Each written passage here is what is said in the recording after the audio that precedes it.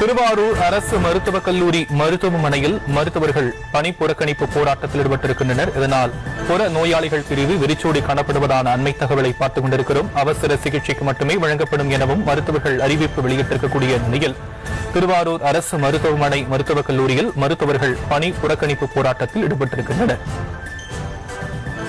விவரங்களை நம்முடைய செய்தியாளர் நேசராஜ் வழங்க நாம் கேட்கலாம். நேசராஜ், தற்போதைய கள விவரம்.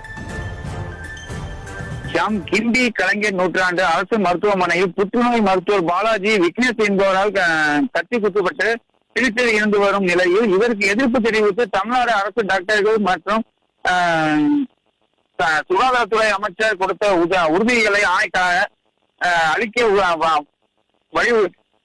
வேலை நிறுத்த போராட்டம் தொடர்ந்து நடைபெறும் என்று அறிவித்தது. மேலும் அனைத்து மாவட்டங்களிலும் மதியம் கண்டன ஆர்ப்பாட்டமும் நடைபெறும் என்று அதன் மாநில தலைவர் செந்தில் அறிவித்திருந்த நிலையில் திருவாரூர் அரசு மருத்துவமனை